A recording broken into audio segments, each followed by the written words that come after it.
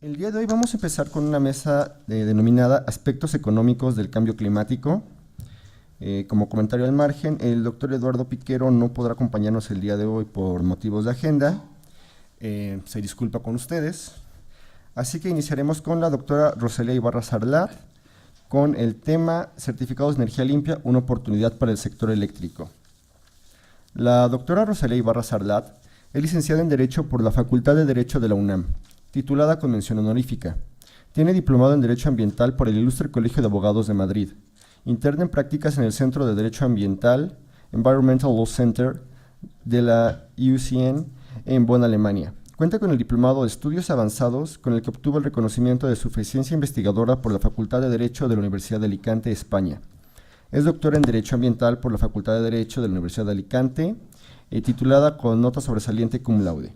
Es investigadora de tiempo completo en el Instituto de Investigaciones Jurídicas de la UNAM, adscrita al área de Derecho Ambiental, miembro del Sistema Nacional de Investigadores y reconocida por la UNAM con el PRI de nivel C.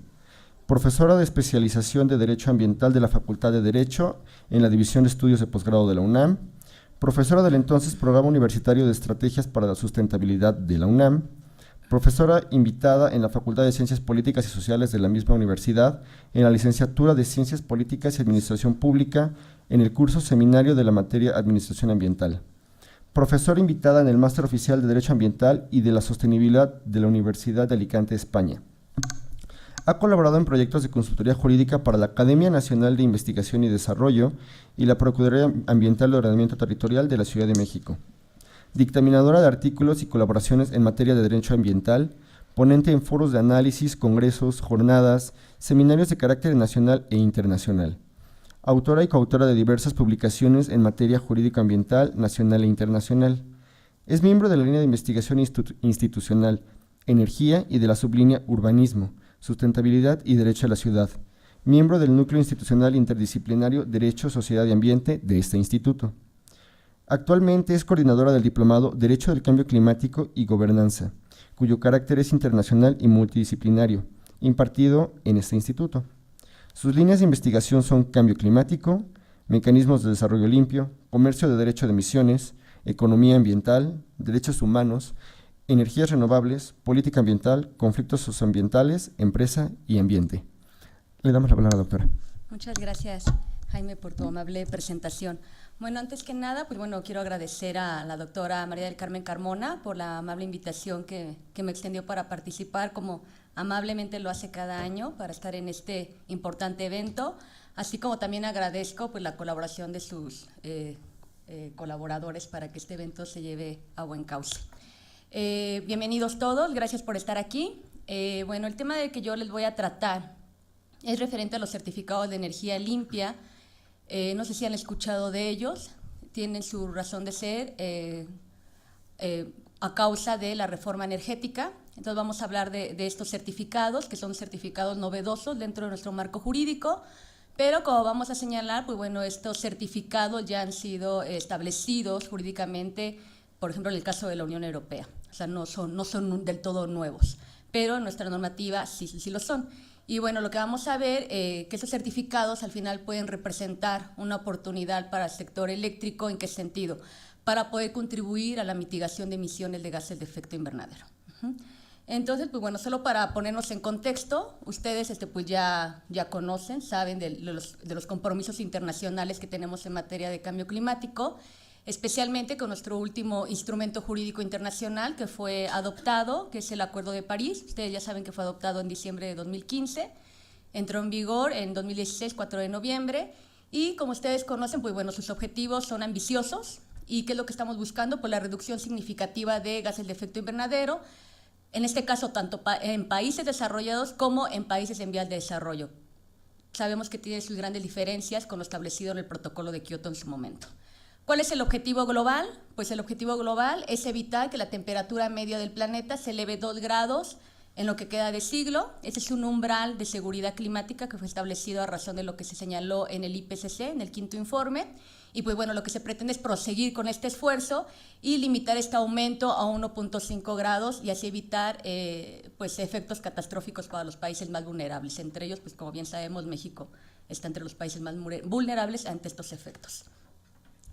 Ahora bien, para lograr este objetivo, el IPCC que nos señala, el IPCC que es el Panel Intergubernamental de Cambio Climático, en su quinto informe nos dice que es necesario reducir las emisiones de gases de efecto invernadero en un porcentaje bastante alto, como ustedes pueden observar, entre un 40 y un 70% a nivel mundial para el año 2050. Se oye lejos, pero realmente ya estamos muy cerca. ¿En relación con qué? Con las emisiones emitidas en el 2010 y disminuirlas hasta un nivel cero o negativo en 2100. Eso sí, efectivamente queremos hacer frente a todos los efectos negativos que cada día nos está generando el cambio climático. Ahora bien, para poder lograr esta reducción, ¿dónde hay que trabajar fuertemente? Pues bueno, para contener el cambio climático implica mitigar sustancialmente las emisiones de gases de efecto invernadero que son producidas ¿en dónde? Principalmente en el sector energético. En el sector energético es donde hay que trabajar especialmente. ¿Y esto debido a qué? Debido a la fuerte dependencia que tenemos de combustibles con alto contenido de carbono.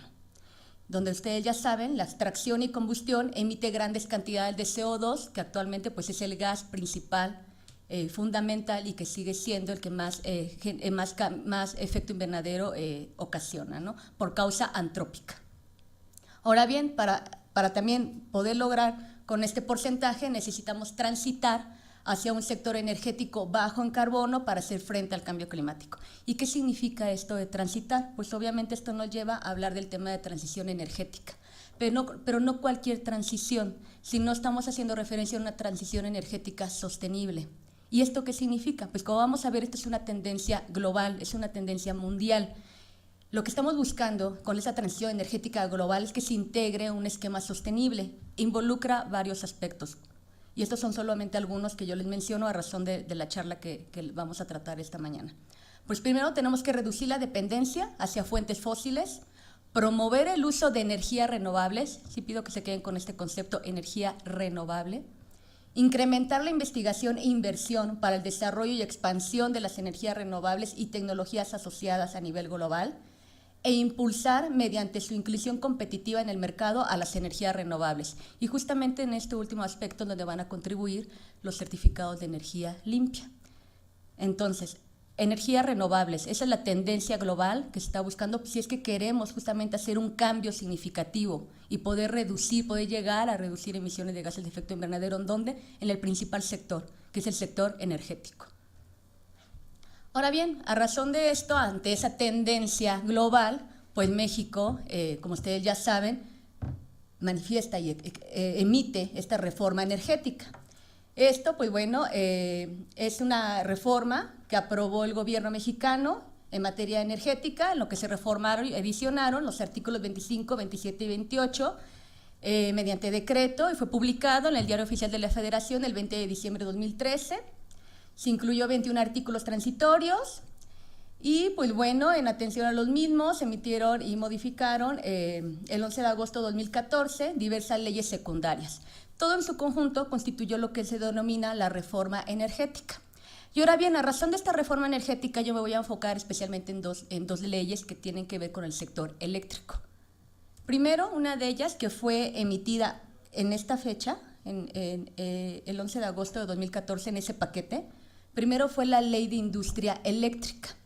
¿Cuál es el objetivo de esta ley? Pues bueno, lo que busca esta ley, según su artículo primero, es promover el desarrollo sustentable de la industria eléctrica y garantizar su operación continua, eficiente, segura, en beneficio de los usuarios, así como el cumplimiento de las obligaciones de servicio público y universal de energías limpias y de reducción de emisiones contaminantes. Aquí, con base en este artículo, como pueden ver, se habla de otro concepto, energías limpias.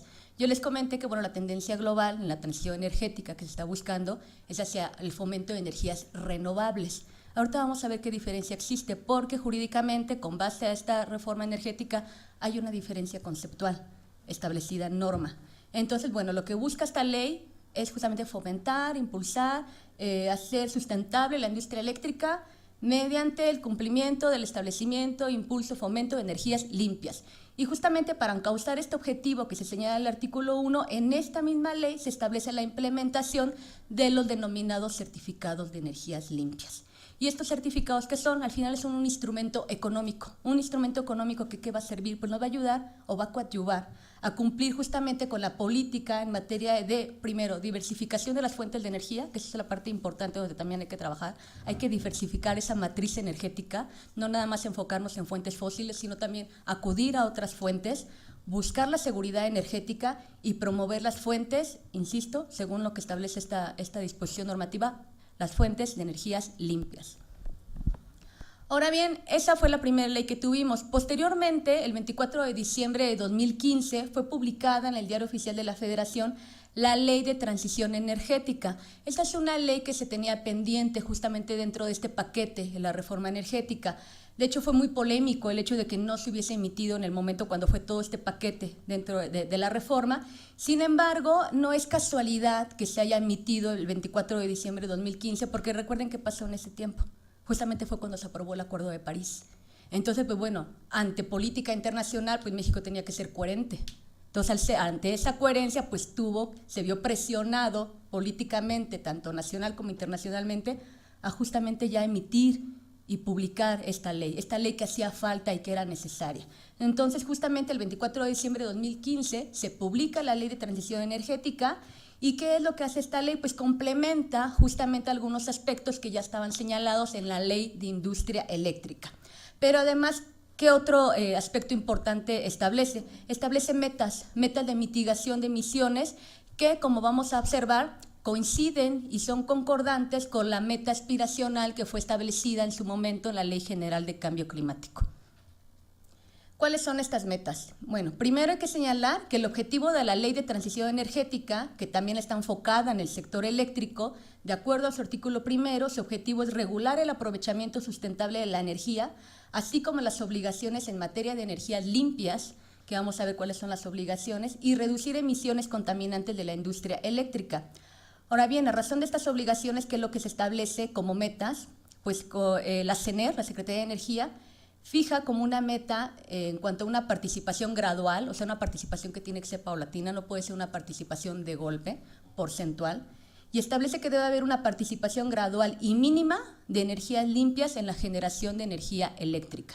Y para ello establece estos objetivos, es decir, para el año 2018, el año que viene, tenemos que tener una participación de energías limpias en la generación de energía eléctrica de un 25%.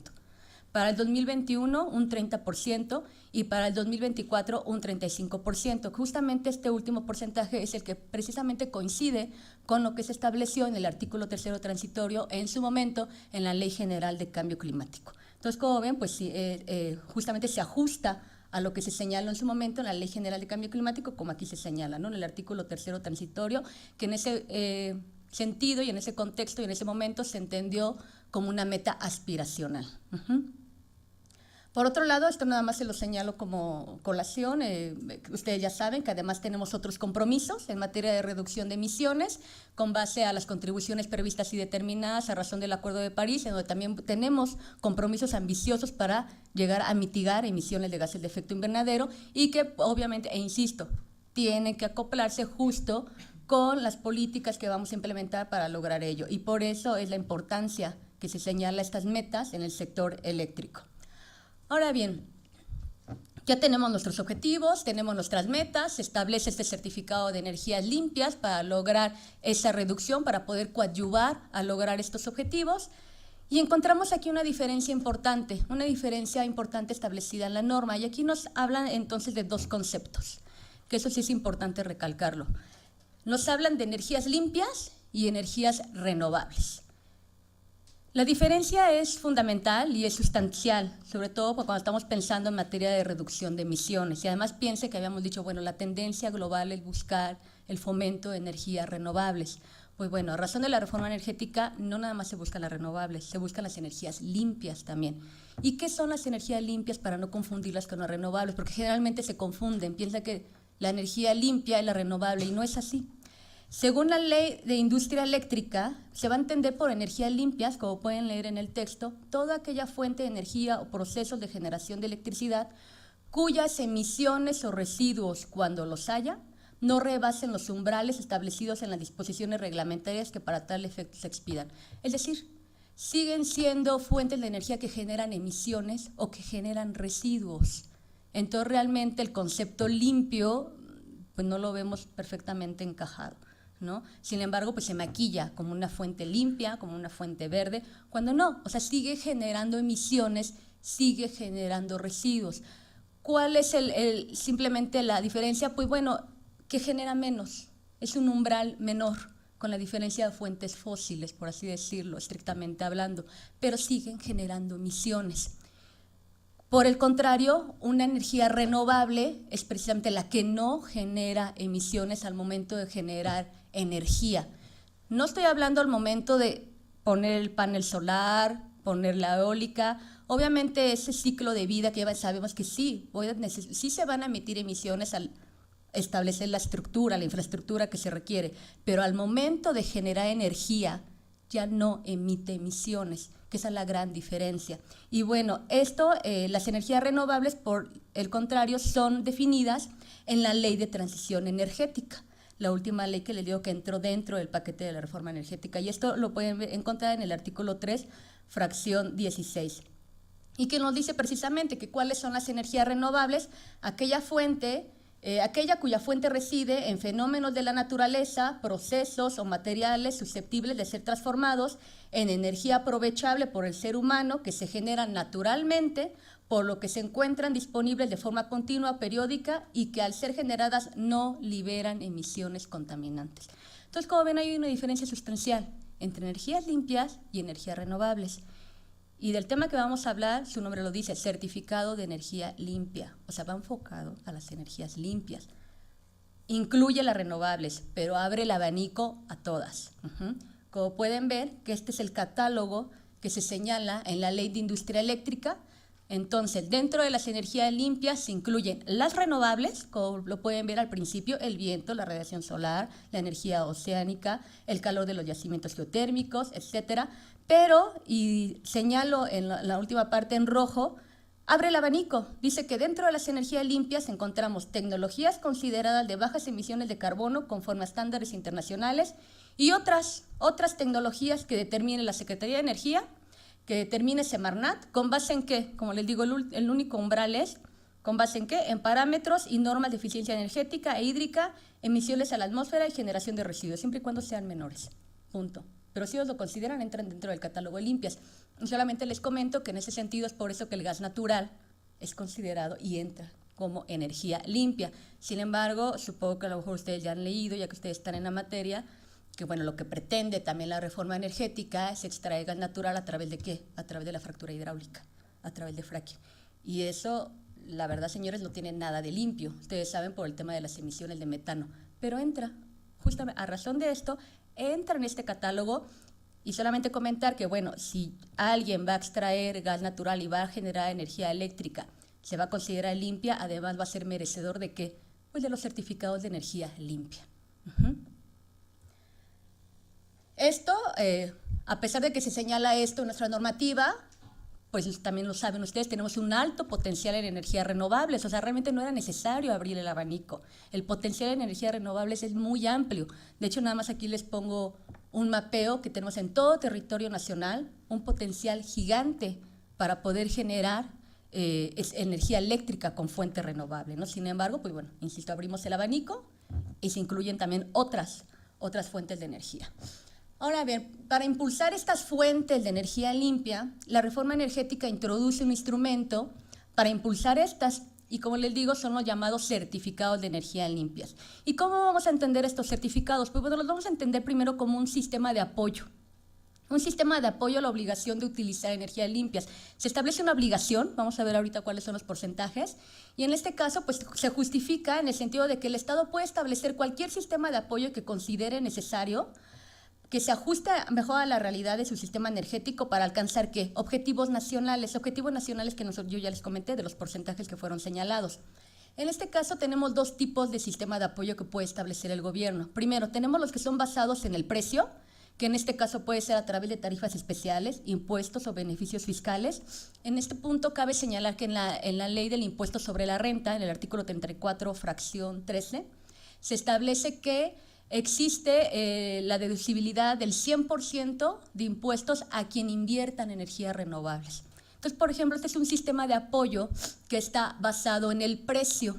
Ahora bien, tenemos otro sistema de apoyo que es basado en la cantidad y justamente es donde ubicamos a los certificados de energías limpias, que se refiere a los mercados de certificados.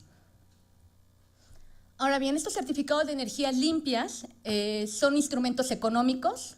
¿Por qué? Porque utilizan el sistema de precios y los mecanismos de mercado para obtener objetivos determinados, los porcentajes que yo les establecí. Transfieren ingresos a los generadores de energías limpias, es decir, ellos obtienen un beneficio económico. Incentivan la innovación, incentivan también la transferencia de tecnología. Reducen externalidades negativas, ya que obviamente estas fuentes emiten menos gases de efecto invernadero que las fuentes fósiles. Promueven competencia entre fuentes limpias contra las fósiles. ¿Esto por qué? Pues porque ya le estamos dando también un beneficio al quien genera energía eléctrica a través de estas fuentes. ¿Qué otra ventaja tienen a través de estos certificados? Pues bueno, que se va a permitir la diversificación de la matriz energética. ¿Esto en qué sentido? Al impulsar el empleo de las energías limpias. Ahora bien, ¿cómo vamos a entender qué son estos certificados, o conocidos como CEL? Lo vamos a entender como un título comercial que emite la Comisión Reguladora de Energía, acredita la producción de energía eléctrica mediante fuentes limpias, mediante ese catálogo que yo les enseñé, por una empresa que genere electricidad, y en sí lo que van a hacer certificar el origen de esa energía. Eso es lo que hacen los certificados. Ahora bien, en este nuevo marco regulatorio se van a expedir a razón de ¿qué? Que por cada megawatt hora generado con energía limpia se va a recibir un CEL, sin importar la tecnología con la que fueron emitidos. O sea, que fue generada la energía, ya sea solar, eólica, geotérmica, gas natural, etcétera. Por cada megawatt hora se entrega este certificado. Ahora bien, a razón de esos certificados también se puede crear un mercado. ¿Por qué? Porque estos se pueden comprar y vender a efectos de cumplir obligaciones públicas. ¿Y por qué se genera este mercado? Porque bueno, al que genera energía eléctrica con fuente limpia le voy a entregar un certificado, pero la ley establece esta obligación. Ah, sí, pero también hay otras personas que van a tener que comprobarme que su consumo energético tiene que venir de fuente limpia.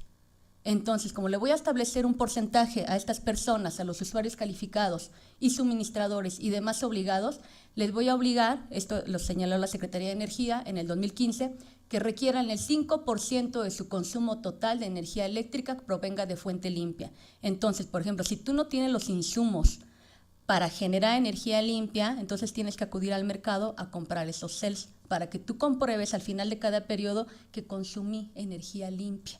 En principio en un 5%, pero esto es para el 2018, sin embargo, se van estableciendo porcentajes que van aumentando de manera gradual, y como ven, estos ya fueron emitidos también en el Diario Oficial de la Federación, las metas progresivas.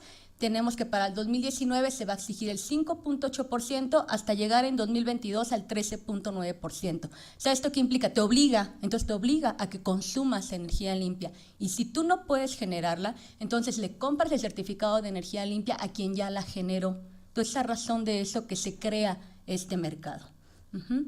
Los CEL se otorgan dentro del sistema de gestión de certificados sin cumplimiento de obligaciones de energía limpias. Es una plataforma que es administrada por la CRE. Los participantes del sistema deben estar registrados dentro de este mismo sistema para poder recibir certificados y poder liquidar sus obligaciones. Es decir, todos los participantes deben de estar en ese sistema y deben contar con una cuenta. En este contexto, con los certificados de energía limpias, estas metas nacionales que yo les comenté de los porcentajes que se están buscando y que coinciden con lo establecido en la Ley General de Cambio Climático, estas metas nacionales se convierten entonces ¿en qué? En obligaciones individuales. Por otro lado, los grandes consumidores y suministradores tienen la obligación de adquirirlos, porque como te voy a obligar a que me presentes cada año un porcentaje, vas a verte obligado a comprar esos certificados. Ahora bien, a partir de 2018, los suministradores y consumidores entonces van a tener tres opciones. Uno, lo que yo les digo, si tú eres gran consumidor, pero también eres generador, pues vas a tener que adecuar tu producción para producir al menos el porcentaje de energía limpia que se te establece cada año. Ahora bien, si yo no tengo la capacidad económica para generarla, entonces voy a tener que comprar los CELs. ¿Para qué? Para cubrir justamente dicha obligación. Y mi tercera opción será pagar la multa. Si al final del año, al final de mi periodo, yo no cumplo con ese porcentaje, voy a tener que pagar una multa de 6 a 50 salarios mínimos, porque por cada megawatt hora de incumplimiento, es decir, por cada CELS que yo no presenté. Y aquí también lo importante es de que una vez que pagues la multa, esto no te exime a que tú no compres los CELS que dejaste de incumplir. Entonces, como ven, es un instrumento económico muy bueno, que además incluso a ti, que te ves obligado a estos porcentajes, yo te doy el medio de acción que mejor tú consideres. Entonces, esa es la importancia y esa es los beneficios de cuando implementamos instrumentos económicos para el objetivo de metas. Entonces, decimos, se genera un mercado, ya sabemos cuál es lo que se comercia, es el CELS, tenemos vendedores, tenemos compradores, y en razón de esto se crea una oferta y una demanda. Los participantes del mercado pueden presentar ofertas para vender y comprar los CELS a cualquier precio. Esto hay que señalarlo, no hay un precio fijo, depende de la oferta y la demanda, porque como decíamos, al ser un instrumento económico se ajusta a las reglas de mercado, que tiene pues sus ventajas y desventajas, ¿no? Como todo mercado, porque existen riesgos. La compraventa puede realizarse a través de ¿qué? A través del mercado de CEL, que organiza una vez al año el Centro Nacional de Control de Energía. Puede ser por contratos bilaterales o bien en subastas. Y pues bueno, también tenemos el punto importante, la Comisión Federal de Competencia Económica interviene para evitar también monopolios. Y ahora bien, finalmente, para cerrar, ¿cuáles son las ventajas de este mercado de certificados de energía limpias? Pues como decíamos, pues primero se obliga a los productores de energías a incluir un determinado porcentaje de energía procedente de fuentes limpias en su producción, lo cual eso es muy bueno.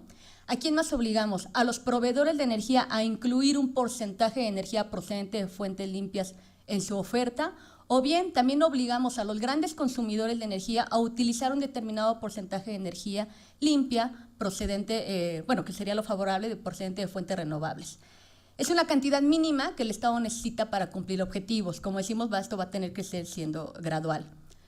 ¿Qué ventaja más encontramos con el mercado de certificados de energía limpias? Constituyen un medio para cumplir obligaciones que fueron impuestas por el Estado. ¿Qué más? Pues estimula también la generación y fomento de energías limpias, porque la venta de estos certificados constituye una remuneración ¿a quién? A quien invierte justamente en estas fuentes de energía. Entonces, si ya damos un estímulo económico, va a haber más interés en invertir y entonces podemos hacer frente o podemos hacer competencia justamente a las fuentes fósiles. ¿Por qué? Porque entonces yo ya voy a obtener un beneficio económico. Al momento de que yo genere energía eléctrica con fuente limpia, voy a recibir un certificado, pero además ese certificado lo voy a poder vender. Entonces, como lo voy a poder vender, pues obviamente es un beneficio a la inversión que yo ya hice y por otro lado contribuyo a la mitigación de gases de efecto invernadero. Se obtiene un costo-beneficio, que insisto, esto es lo fundamental y lo interesante de los instrumentos económicos cuando se aplican en política climática, que además le damos a las partes ese abanico de oportunidad que ellos decidan cómo van a cumplir con las obligaciones que son establecidas por norma. ¿Y qué otra ventaja tenemos? Que los productores tienen una demanda segura. ¿Por qué? Porque al establecer porcentajes por norma que se tiene que consumir el 5% y luego ya vimos que hasta el 19%, sé que voy a tener gente que me lo compre. Entonces eso me invita a seguir invirtiendo para que yo obtenga CELS porque los voy a poder colocar en el mercado.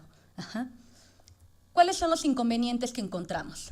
Pues primero, que no hay una diferencia por razón de la fuente, es decir, se estimulan las energías limpias más rentables, que aquí lo conveniente y lo favorable sería que se establecieran certificados diferenciados según en la fuente que tú invertiste, si fue eólica, si fue geotérmica, si fue solar, si fue gas natural, porque obviamente la inversión no es la misma. Sin embargo, el certificado se emite y se expide independientemente de la fuente de que fue generada. Entonces aquí lo favorable sería que sí hubiera una diferencia, porque no es la misma inversión. Desde luego. Entonces, ¿qué va a pasar aquí? Pues obviamente vamos a impulsar las que me resulten económicamente más viables. ¿Qué otro inconveniente encontramos? Que el precio de los certificados no está fijado de antemano, sino que depende de la oferta y la demanda, y lo que les decía, pues al final se somete a los riesgos, ¿no? Es riesgo de todo mercado.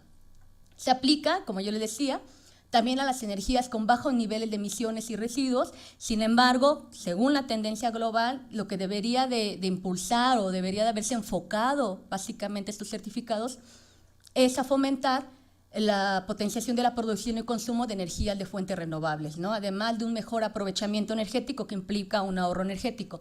¿Esto qué significa? Y esto lo hago a colación de lo que yo les decía. Esos instrumentos apenas entran en nuestra normativa, pero no son nuevos. Basta señalar que, por ejemplo, en la Unión Europea existe la directiva, que es la directiva 2008, me parece, hasta les digo cuál es. La directiva 2009/28, fomento de uso de energías procedentes de fuentes renovables. Esta directiva de 2018, lo que ellos hacen es el mismo sistema, solo que son conocidos como certificados verdes. Pero como pueden ver, se enfocan única y exclusivamente a energías renovables, nada más. Y aquí, insisto, abrimos el abanico. Entonces ese es un inconveniente que encontramos. Por otro lado, lo que señala también en estos esquemas que ya se habían establecido en otros normativa, habla incluso también de certificados blancos. ¿Y cuáles son estos? Pues justamente son los que van a apoyar al ahorro energético. Esto es importante, ¿por qué? Porque hay que señalar que incluso el fomento de energías renovables va a tener sus límites en materia prima, límites en espacio de suelo. Entonces no nada más hay que trabajar justamente que vamos a generar y vamos a seguir con la satisfacción del consumo y producción ahora con fuentes renovables. No, hay que trabajar en el ahorro energético, porque incluso con renovables no nos va a alcanzar si seguimos con este consumo y producción desmedida. Entonces, por eso aquí es un fallo, o no un fallo, sino que más bien había que complementar también con certificados blancos, fomentar el ahorro energético. Por otro lado, y ya para finalizar, solo habría que señalar que hay otros mercados también en otros países como Reino Unido, Australia, que igual establecen este mismo mecanismo, pero efectivamente solamente se enfocaron a energías renovables, excluyeron toda generación de energía que procediera con una fuente fósil. Entonces hubiera sido favorable que nada más enfocáramos a renovables y no hubiéramos abrir ese abanico, ¿no? Como decía, pues bueno, no se contempla el fomento del ahorro energético, que sería muy bueno meter los certificados blancos. Y pues bueno, solamente ya por último señalarles cómo vamos. Este es el último que nos presentó la Secretaría de Energía en el reporte, porque ya se nos va a acercar el 2018. Ya sabemos que tenemos que alcanzar el 25%. Sí, pueden ver que efectivamente se está dando un mayor impulso a las energías renovables. Como pueden ver, ya estamos en el 20.31%. De hecho, es muy probable que sí alcancemos la meta. Es muy probable que en 2018 alcancemos el 25%. Como pueden ver, dentro de las renovables tenemos el 15% y otras limpias el 4.9%. Y como pueden ver en el otro esquema, dentro de las otras limpias, abajito, tienen el asterisco, y el cual se incluye la nuclear, porque la nuclear está en nuestro catálogo de energía limpia. Ustedes saben que la nuclear tiene ese problema de residuos. Cogeneración eficiente, frenos de regeneración y el licor negro. No sé si ustedes lo han escuchado. Que el licor negro, yo lo que leí, parece ser que es la incineración de residuos en materia, cuando se produce papel o la quema de madera. ¿Cuál es el problema con el licor negro? Que puede generar toxicidad. Entonces, como ven, pero sin embargo entran dentro del catálogo de limpias. O sea, como decimos, el único umbral, ¿cuál es? Pues que genere menos residuos o menos emisiones. Insisto, es cierto que se le está dando un mayor porcentaje a las renovables, sin embargo, habría que dar seguimiento de que al final se dé el mayor impulso a las renovables y no se impulse tanto a las otras fuentes limpias, que habría que ver qué va a pasar en los otros reportes cuando ya se dé la extracción en masa, lo que yo les decía, del gas natural a través de fracking. Entonces, ya solo para concluir, aquí lo que hay que dar seguimiento es de que efectivamente veamos que no nada más se cumplan las metas de materia de forma formal, sino también material. ¿Y esto qué significa?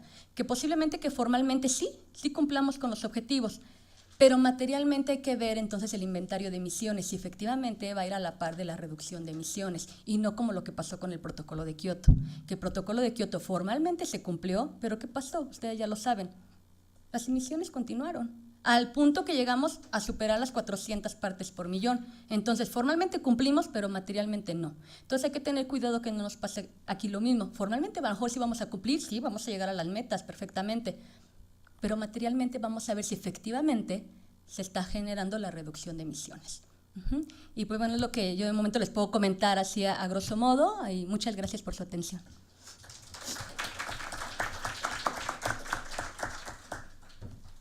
Muchas gracias, doctora. A continuación tendremos la ponencia del licenciado Carlos Maldonado Hernández, titulada Hacia un sistema de comercio de emisiones en México.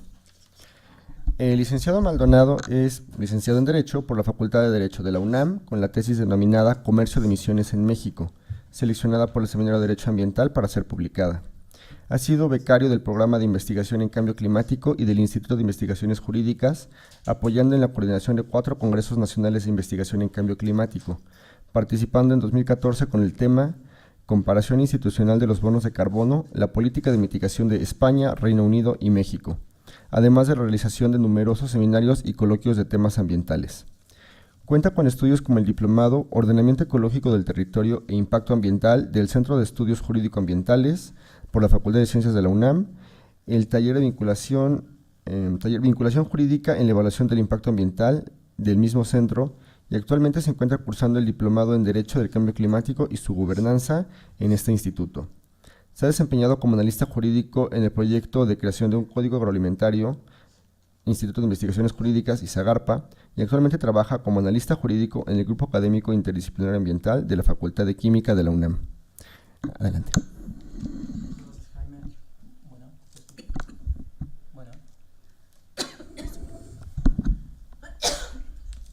Gracias por tu presentación, Jaime. Primero que nada, quiero agradecer al Programa de Investigación en Cambio Climático y al Instituto de Investigaciones Jurídicas, y de igual forma felicitarlos debido a que ya son 7 años consecutivos que se hace este congreso, y por lo que hace al instituto es el segundo año en el que tenemos la fortuna que funcione como sede. De lo que les voy a hablar es de un tema que, si bien es relativamente nuevo, tiene bastante fondo jurídico, ambiental y social, y se está programando para que comience a funcionar probablemente en 2018 un sistema de comercio de emisiones, el cual tiene muchas similitudes con lo que nos acaba de comentar la doctora Rosalía Ibarra, debido a que es un mecanismo de mercado para fomentar la mitigación de gases de efecto invernadero. Para lo cual voy a dividir la ponencia en 4 grandes temas, que son conceptos, generalidades, marco legal institucional y conclusiones. Los conceptos que a lo largo de mis estudios respecto a los mercados de emisiones me han saltado más a la vista son aquellos que me he dado cuenta que son más difíciles de comunicar y que hay más confusión. Quiero comenzar con el primero, que es mercados de carbono. ¿Qué son los mercados de carbono? Es la parte general, son los mercados que con base en derechos de emisión se ponen en un mercado y se pueden registrar para así lograr mitigaciones de gases de efecto invernadero.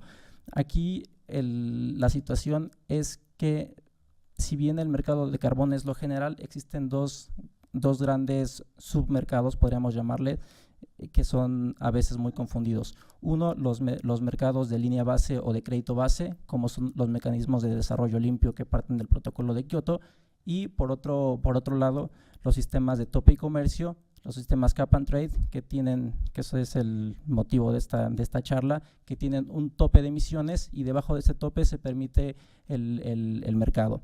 Entonces, no hay que confundir entre estos 2 mercados. Uno se basa en proyectos y el otro en topes máximos de emisiones.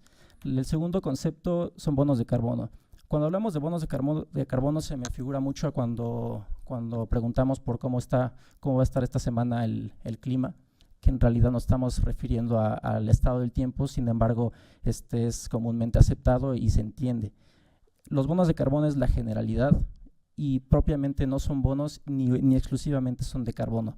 Así que tenemos que ver exactamente primero en qué mercado estamos situados. Si estamos situados en un mercado de proyectos como los mecanismos de desarrollo limpio, se podrían llamar certificaciones de reducción de emisión, unidades de remoción de emisiones o unidades verificadas. Y si estamos en el contexto de sistemas de comercio de emisiones como de tope y comercio, hablaríamos de derechos de emisión, permisos, licencias o dependiendo en qué sistema jurídico nos encontremos. El tercero, no nos estamos apropiando de la atmósfera con los mercados de emisiones. Eso es algo que es muy, muy claro y en todas las charlas a veces se suele confundir. No se trata que estemos capturando espacios de atmósfera para de alguna manera inyectarles contaminantes y comerciar con ello. Y cuarto, es un sistema que es de compensación, sí, y posterior reducción. ¿Por qué compensación? Porque después de que se establece el tope máximo, se permite un comercio en el cual si una industria tiene su tope y no emite todas las toneladas de dióxido de carbono que les fueron permitidas, las puede comerciar con alguien que se haya pasado de su límite y así se hace una compensación. Ahí, viéndolo hasta ese momento, no hay un beneficio ambiental en virtud de que simplemente hay una compensación, pero cuando entra el factor de que el CAP gradualmente, comúnmente año con año, va bajando, ahí es donde existe el beneficio ambiental y el beneficio social. Así que el reto es comunicar a la sociedad, a los políticos y a la academia, todos estos conceptos, que es el mercado de emisiones, principalmente a la sociedad, porque tenemos derecho a saber cómo está siendo dirigida nuestra política nacional de mitigación de gases de efecto invernadero, a saber cómo se está protegiendo nuestro derecho al medio ambiente sano. El reto es para la academia, para crear más foros, para crear más diplomados como el que tiene bien la doctora Rosalía en estos momentos coordinar, y a los políticos, porque son ellos los que a final de cuentas van a tomar las decisiones de autorizar o no un sistema de comercio de emisiones.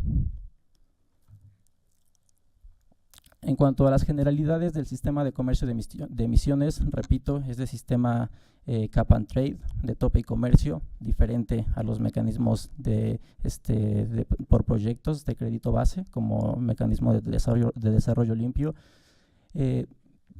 A través de la charla lo voy a estar repitiendo mucho porque es importante que no se confundan, porque a veces basta abrir YouTube o cualquier otro tipo de buscador, ponerle mercados de carbono, bonos de carbono, y pues les va a aparecer cualquier tipo de información, y muchas veces está cargado a los MDLs, que sí tienen son temas muy ríspidos porque sí tienen se involucran mucho a la sociedad y con comunidades indígenas, ¿no? Entonces hay que diferenciar.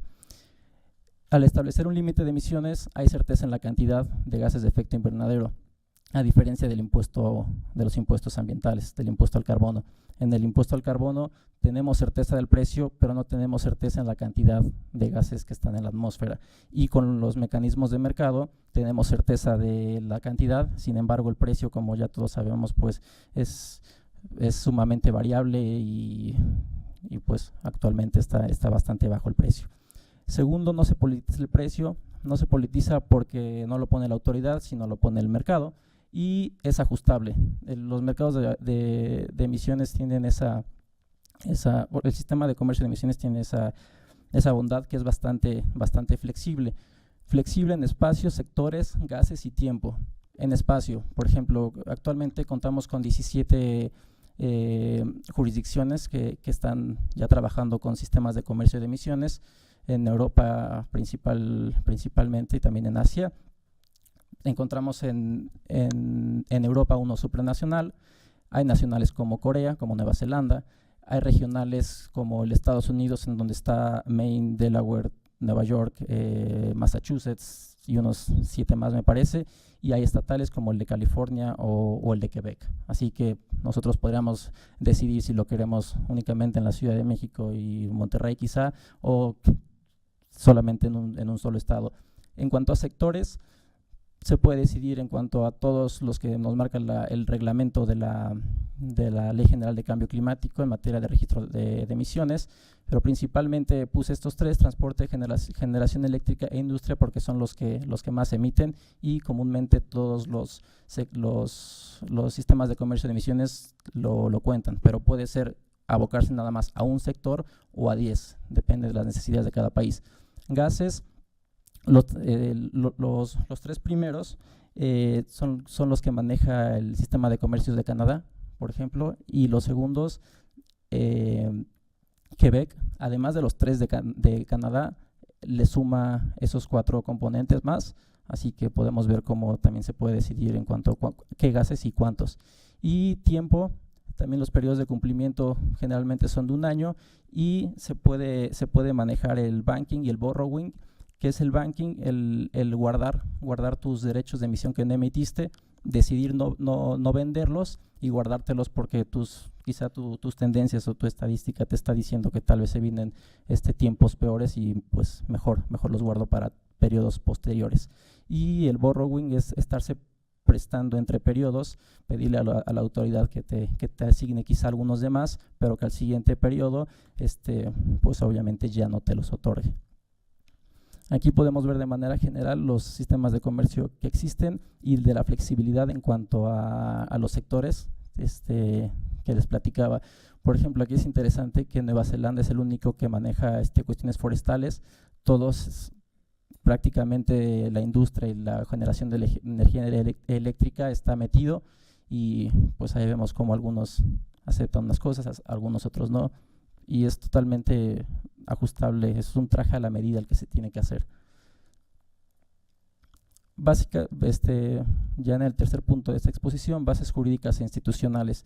Para analizar una norma y en cuestiones legales tenemos que atender principalmente a 3 puntos: acudir a la ley sustantiva, la ley adjetiva y la institución que lo respalda. Para los que no están inmersos en el derecho, les puedo decir que la norma sustantiva es aquella que ataca cuestiones de fondo, la adjetiva cuestiones de instrumentación o procesales. Pensemos en el Código Penal y en el Código de Procedimientos Penales, uno es de fondo y el otro de procedimientos, tal cual lo dice, y a la institución.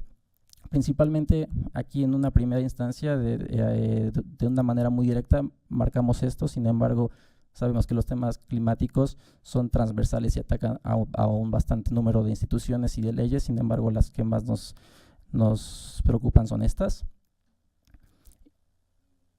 Y aquí me disculpo un poco por meter tanto texto. Sin embargo, ¿qué sería de una exposición de derechos si no se le atasca un poquito de texto, ¿no? Bueno, tenemos el reglamento interno de la Semarnat, en la cual nos marca 2 direcciones generales y aparte la Profepa, direcciones generales de políticas de cambio climático y aparte otra de gestión ambiental. En su estatuto orgánico del Instituto Nacional de Ecología y Cambio Climático tenemos 2 coordinaciones: coordinación de crecimiento verde y la otra coordinación general de mitigación del cambio climático. Esto en cuanto a la parte institucional. Y ya en cuanto a norma sustantiva y adjetiva, pues ya encontramos tanto la Ley General de Cambio Climático como su reglamento.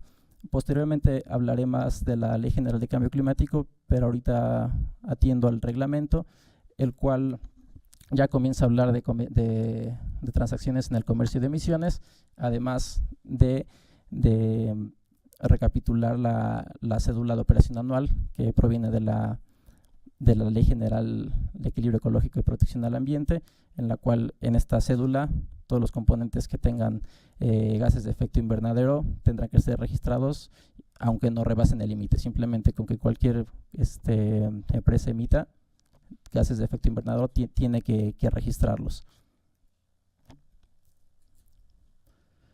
En cuanto a régimen sancionatorio, de un primer vistazo podemos ver este tipo de sanciones que son multas, y en el Código Penal Federal podríamos estar atendiendo tanto a multas como prisión en caso principalmente de estar falseando documentos. ¿Por qué es importante esto? Porque ya en un hipotético caso en el que el sistema de comercio de emisiones ya estuviera en marcha, cuando tuvieran que respaldar las emisiones de su periodo de cumplimiento, ahí podríamos encontrarnos con quizá algunos listillos que quisieran pues falsificar algún tipo de documentación.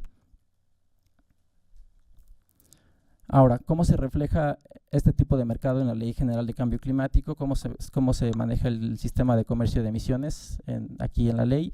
Y son principalmente en 3 artículos. En el 7º, cuando se atiende a atribuciones de la Federación.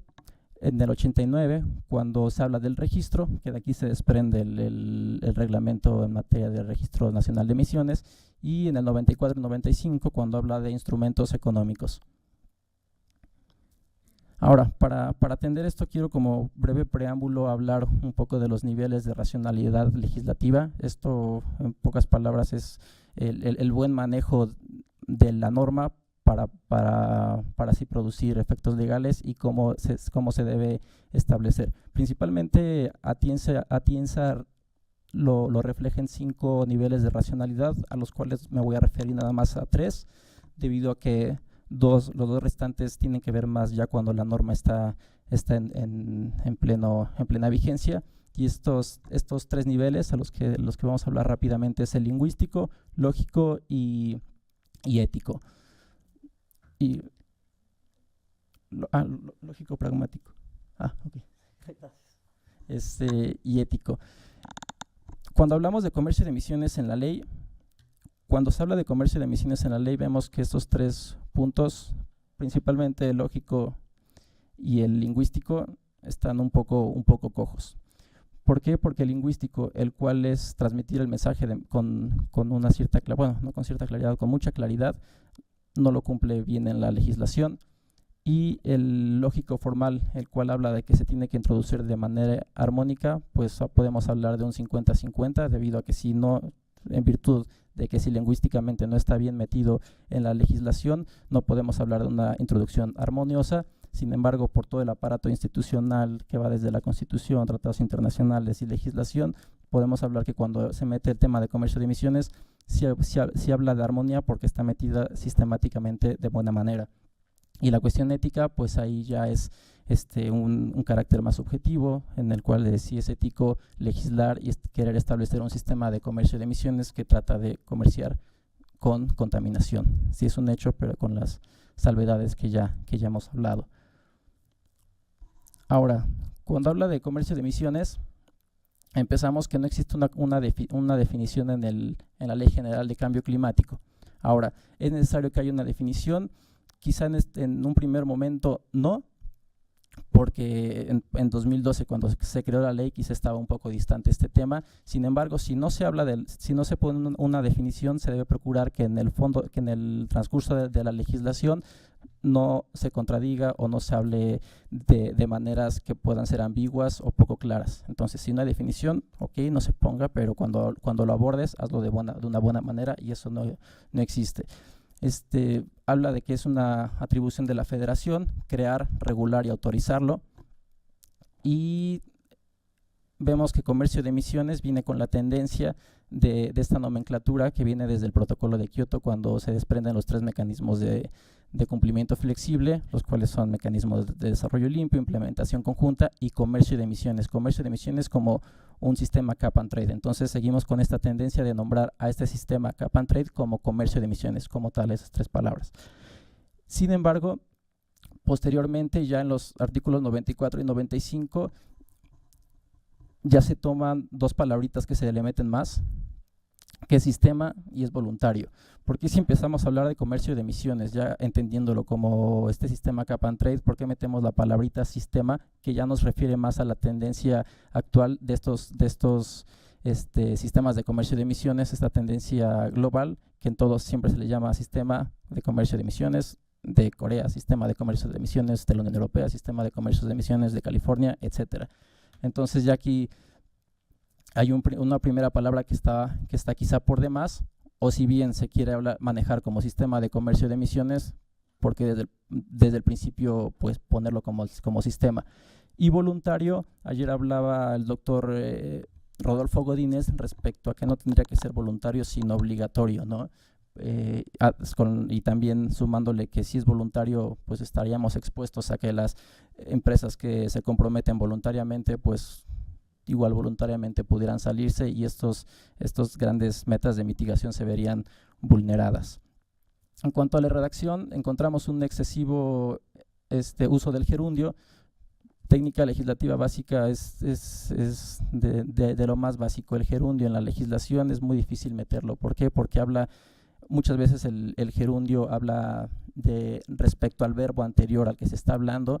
Entonces muchas veces no conocemos exactamente a lo que se refiere el legislador cuando está diciendo que se tiene que promover a los sectores productivos participando en el comercio de emisiones. Se puede entender que ya existe entonces el comercio de emisiones y nos está diciendo que hay que promoverlo mediante la participación en el comercio de emisiones. Entonces no sabemos si ya existe o se está refiriendo a los mercados de carbono en general, o qué es exactamente lo que está diciendo. Entonces ahí en el detalle de redactar ese artículo, del artículo 7, pues fracción 18, ahí habría que pues poner cuidado en cómo estuvo redactado. Y el artículo 95 me parece innecesario debido a que habla de cuestiones ya operativas de lo que son los sistemas de comercio de emisiones, en virtud de que habla que que podrá haber cooperación con otros países, que podrá meterse estos derechos de emisión en otros mercados de carbono, lo cual me parece innecesario a la vista que eso tendría que estar ya en un futuro reglamento, ¿no? Y bueno, las conclusiones es que hay que ubicar a los agentes participantes y comunicar lo mejor posible. Esto es realmente relevante en virtud que en el Foro Económico Mundial hubo una exposición de mercados de carbono en la cual Juan Manuel Entrecanales, director de Acción por el Clima, dijo abiertamente, lo cual me sorprendió porque no esperaba eso de su postura, de él, que mencionó 3 cuestiones. Una, que es una discusión elitista, esta cuestión de poner precio al carbono, de los mercados de carbono. 2, que necesitamos embajadores creíbles que tengan legitimidad para comunicar con la sociedad qué son los mercados de carbono, y que tenemos dificultades para explicar a los políticos de lo que estamos hablando. Aunado a esto, Catherine McKenna, ministra de Medio Ambiente y Cambio Climático de Canadá, se unió y sigue en esa misma línea de decir que hay que comunicar bastante bien tanto a los políticos como a la sociedad y diferenciar qué son los mercados de carbono, cuáles son sus diferencias, similitudes, para que no haya reticencia y si la hay, pues que sea bien informada, ¿no?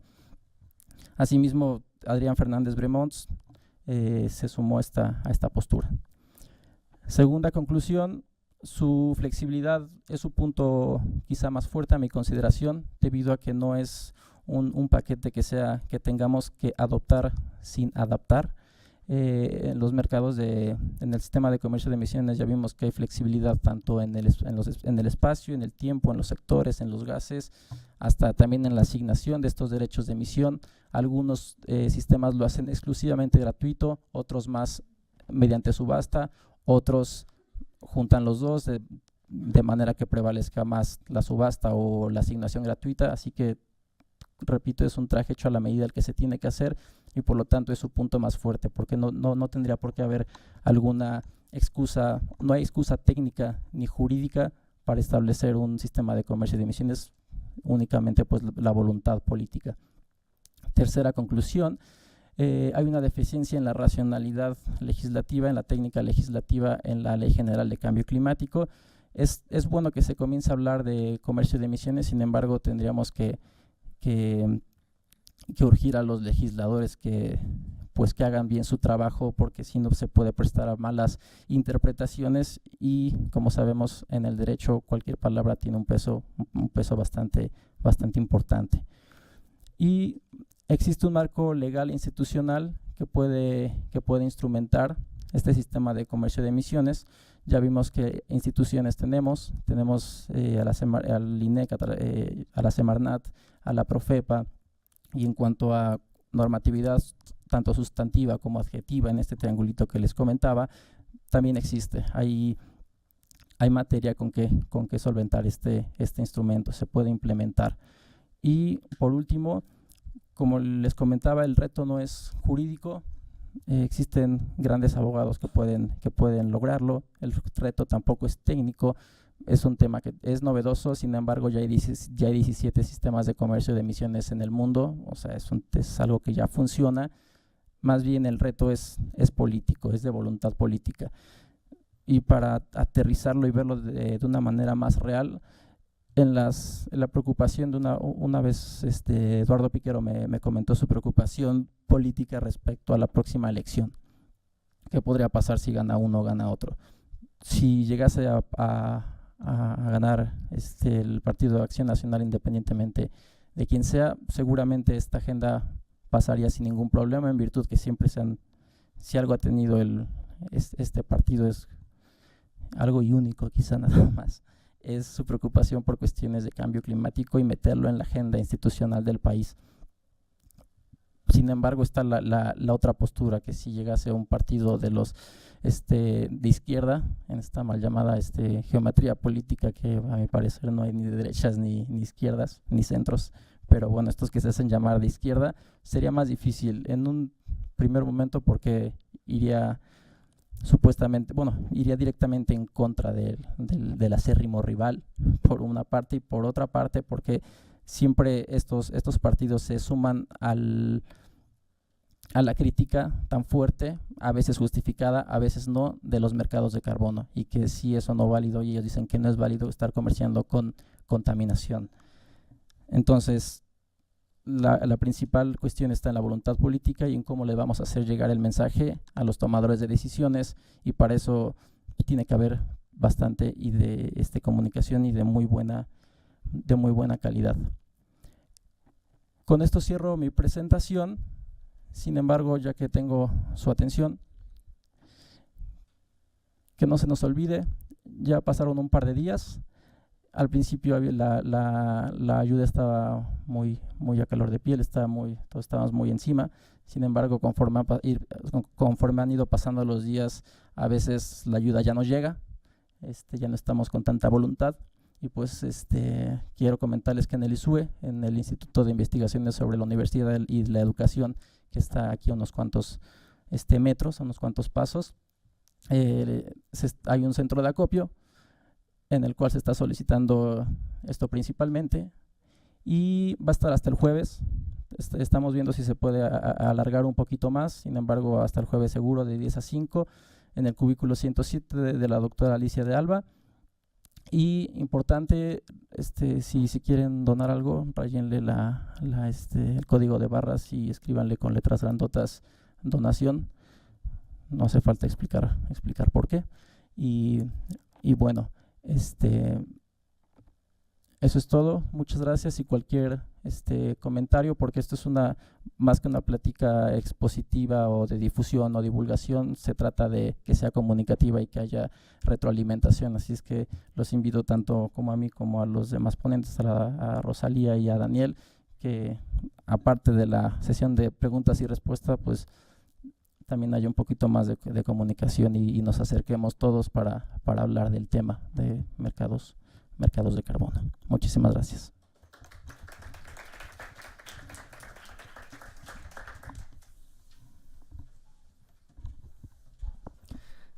Muchas gracias, Carlos. ¿Sí se escucha? Continuando con nuestro tema de aspectos económicos, daremos ahora la palabra al licenciado Daniel Cuatensi Gutiérrez con el tema El papel de la empresa frente al cambio climático. El licenciado Daniel es licenciado en Derecho por la Facultad de Derecho de la UNAM, obteniendo el título de licenciado en Derecho con la tesis denominada Análisis de la competencia de origen dentro del juicio de amparo en designaciones jurídicas de funcionarios.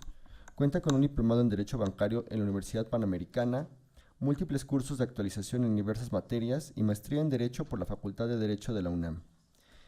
En su experiencia laboral ha sido abogado de la Oficina Contenciosa del Banco de México, asesor jurídico en la gerencia de sindicaturas del Banco Nacional de Obras y Servicios Públicos, así como subgerente jurídico en la Lotería Nacional para la Asistencia Pública. Desde el 2006 y actualmente presta sus servicios profesionales como abogado litigante independiente. En su experiencia académica ha impartido clases en la Facultad de Derecho de la UNAM desde el año 2003 en materias como Derecho Fiscal, Procesal Fiscal y Práctica Forense de Derecho Fiscal, Derecho Empresarial y Operaciones Bancarias y Auxiliares de Crédito. Fue recipiendario de la Cátedra Extraordinaria Efrén Cervantes Altamirano de la Facultad de Derecho de la UNAM por el periodo de julio-diciembre de 2014 y profesor invitado en materias de Derecho Fiscal en las Universidades Cristóbal Colón en Veracruz y la Escuela Libre de Derecho en Sinaloa en Culiacán, perdón. Le damos la palabra al licenciado. Muchísimas gracias, Jaime. Pues en primer lugar, les expreso a todos un agradecimiento por su presencia y particularmente a la doctora Carmen Carmona y su equipo por haberme realizado esta invitación a tener voz en este gran congreso. Bueno, vamos a ver algunas cuestiones. Obviamente la primera pregunta que tenemos que hacernos es ¿qué es una empresa? Normalmente y en el lenguaje coloquial confundimos las empresas con lo que son las personas morales en materia jurídica. Vamos a hablar de corporaciones. Se confunde decir que una empresa es una sociedad que se dedica a comerciar y ubicamos múltiples empresas en el mercado, Bimbo, Sabritas, Coca-Cola. Eso es una corporación, es una organización de personas que se reúnen conforme a ley y tienen un régimen corporativo, tienen una forma jurídica, pero una empresa es más amplia. Una empresa tiene carácter económico. Por antonomasia se define una empresa como una unidad de producción económica con independencia de la doctrina que se adopte. ¿Qué quiere decir? Que la empresa no, de principio, no tiene identidad con una persona moral o corporación. La empresa es una actividad económica y por ello se habla de que hay micro, pequeña, mediana, grande y macroempresa. Ustedes oyen al día con día, y en México es muy común, oír todos los días de la mediana y pequeña empresa. ¿Por qué? Porque en México es lo que nos está quedando.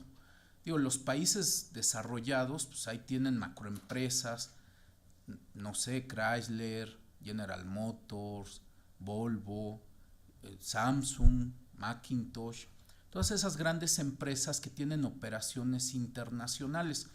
A manera genérica vamos a tratar de definir rápidamente.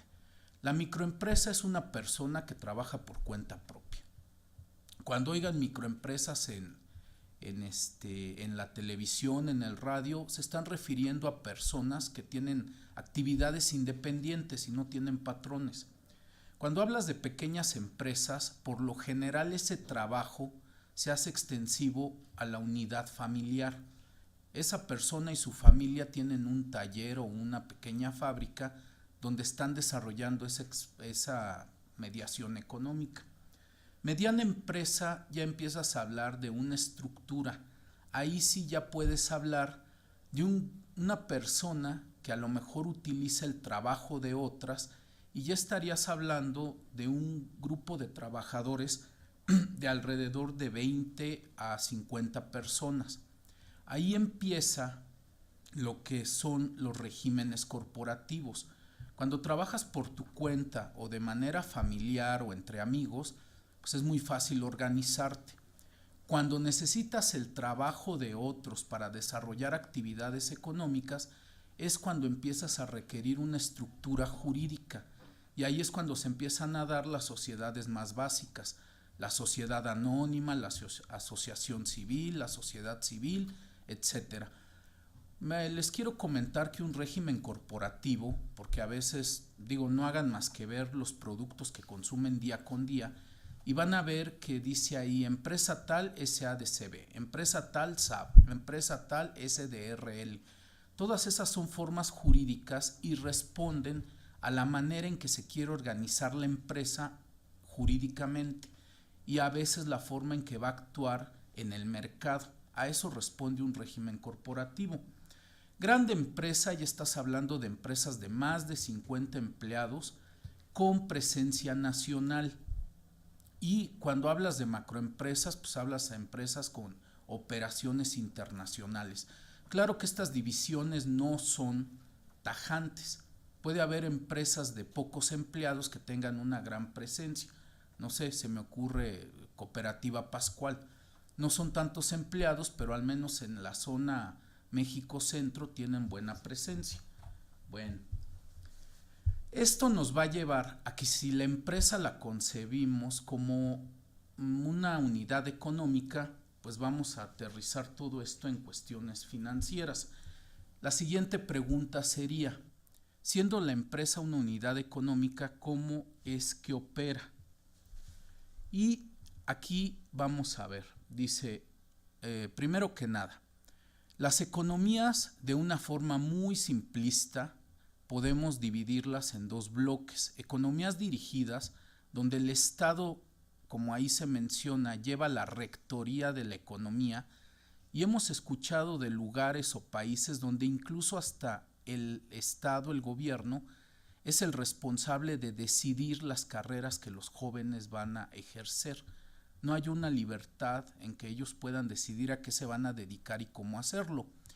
Y del otro lado, polarizado, está el libre mercado, que ustedes saben en su fase más liberal corresponde o se identifica totalmente al laissez-faire, laissez-passer, el deja ser, deja pasar, y entonces el Estado queda reducido a un mero policía, a un mero vigilante en el cual las empresas y los factores económicos no violen la normatividad mínima necesaria para el correcto desarrollo del mercado. Bueno, eso nos lleva al siguiente concepto. ¿Qué es un mercado? Oímos mercado y pensamos a veces en el mercadito de la colonia, pero si lo piensan, encuadra perfectamente en el concepto.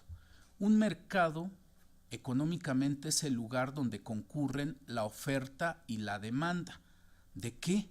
Bueno, pues ya ahí empiezan las especializaciones de los mercados. Ese mercadito de la colonia, ¿ustedes qué van a comprar? Llevan una demanda, necesitan algo, víveres, cárnicos, frutas, verduras, insumos del hogar, por menudeo, pero dense cuenta cómo ustedes concurren a ese mercado porque llevan demandas y ese mercado les proporciona satisfactores, tiene la oferta de lo que ustedes necesitan. ¿Quieren pensar en otro mercado? Pues piensen en el mercado, por ejemplo, un centro comercial. Ya es otro tipo de mercado, pero igual la gente concurre con demandas y ese mercado les proporciona la oferta de los bienes o servicios que requieren. ¿Y quieren pensar en el mercado más sofisticado que hay en México? El mercado de valores. El mercado de valores es el lugar donde concurre la oferta de bonos, valores, dinero y la gente que quiere invertir. Concurren oferta y demanda en un lugar muy especializado que es el mercado de valores. Entonces, si ustedes lo piensan, el mercado se reduce a pensar que es el lugar en que concurren oferta y demanda de algún tipo. ¿Qué ocurre? Que también en el mercado, ya viendo esta definición, nos dispara el siguiente concepto, la intermediación comercial. Ahí es donde entran las empresas.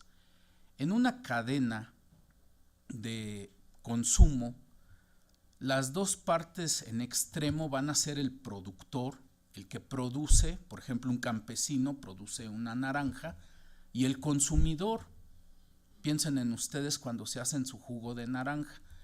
Pero en medio están todos los intermediarios, que son los que se encargan de poner en contacto al productor con el consumidor. Y económicamente se les ha dicho que llevan la parte del león. El intermediario es el que se lleva las ganancias, no el productor. Y entonces, dependiendo qué tan compleja sea una cadena productiva o una cadena de consumo, es que se puede dar mucha intermediación o poca intermediación en la misma. A lo mejor en ese ejemplo, un campesino produce naranjas, una empresa lo compra, llega y lo vende a Walmart y Walmart les vende la naranja para que ustedes hagan su jugo. Hay dos intermediaciones, pero quiero que piensen ahora en un automóvil. Un automóvil puede tener creo que más de 10,000 componentes y evidentemente una automotriz no los hace todos, requiere de otra intermediación. Alguien hace cristales, otro hace partes de piel, otro hace tableros, otro hace seguros. Imagínense la intermediación que interviene en la producción de un insumo, de un producto con 10,000 componentes. Se vuelve muy complejo. Entonces la intermediación comercial es la que se da en esa cadena que va desde el productor hasta el consumidor. Hay quien dice consumidor final, pues no hay de otro. El que consume el bien es la parte final de la cadena. Pero sí he escuchado que alguien dice el consumidor final. Si no eres consumidor, entonces eres parte de la intermediación, ¿no? Una empresa mercantil trabaja bajo el principio del lucro. El lucro no es un concepto negativo en derecho. El lucro es la utilidad, se identifica con utilidad y la utilidad es lícita. Cuando la utilidad se vuelve desmedida, entonces el Código de Comercio habla de usura. Pero mientras no caigas en el concepto de usura, el lucro es totalmente válido, es un concepto totalmente aceptable, ¿no? Y se identifica con la utilidad que tiene la empresa, evidentemente, en su intermediación comercial. Y otro concepto, ustedes han oído hablar de competitividad. Eso en el libre mercado significa que la empresa lo que busca es ser mejor que sus oponentes para asegurar un nicho de mercado, es decir, asegurar el lugar donde va a dominar en su ejercicio comercial. Bueno, ahora, bajo esa perspectiva, la ventaja competitiva se refleja en que las empresas, y así es como trabajan, buscan la mejor relación costo-beneficio, reducir los costos de producción para obtener los mayores beneficios económicos, es decir, utilidad. En eso radica el quid de cualquier esquema financiero empresarial, reducir costos para aumentar los beneficios económicos. Es duro, pero así funcionan las empresas. Cuando les digo a mis alumnos qué funciones tienen las empresas, me dicen sociales, fines de responsabilidad. No, las empresas trabajan para hacer dinero y por eso es que nos han llevado a los problemas de cambio climático que tenemos. Vamos a ver. Una de las formas en que las grandes y macroempresas trabajan en esta relación de costo-beneficio para obtener las mayores utilidades es a través de la deslocalización. ¿Qué es la deslocalización? Grandes empresas como Coca-Cola, las automotrices, ustedes saben que tienen un país con una matriz, pero ¿qué es lo que hacen? Pagarle o pagar la mano obrera de esos países es muy cara. Por ejemplo, pagarle a un obrero en Estados Unidos, el salario mínimo es $15 la hora aproximadamente. Multipliquen eso por 17.80 y eso por 8 horas. Y eso es lo que gana un obrero allá. En México el salario mínimo creo que son 84 pesos por 8 horas. Claro, como es trabajo especializado, pongan que le pagan 3 salarios mínimos o 420 pesos. 350 pesos. Hay que dudar si ponen la planta donde se arman los automóviles en Detroit o aquí en Silao, Guanajuato. No tienes que pensar nada. Y por eso es que los famosos BRICS, las economías emergentes, han crecido, pero por mano de obra. China, India, Brasil, México. O sea, ¿por qué? Porque somos altamente atractivos por los costos que tenemos de mano de obra. Y claro, por eso también han tenido gran auge las ISO, porque la ISO permite que con independencia de dónde armes, los controles de calidad y patrones de calidad no bajen. Y por eso hablamos de deslocalización. Eso es económico. Ahora vamos a hablar de lo jurídico. Cuando tú estableces una empresa a través de deslocalización, el régimen jurídico que aplica es el país receptor. Si vienen y ponen Coca-Cola en México, mucha gente dice, es que es Coca-Cola americana. No, ponen una Coca-Cola embotelladora del centro del país, SADCB, y esa empresa es totalmente mexicana porque su capital es mexicano. Claro que trabajan bajo esquema de franquicia donde pueden usar las marcas, el know-how y aparte los secretos industriales, pero la empresa es totalmente mexicana y se rige por leyes mexicanas y ahí es donde hay un desfase.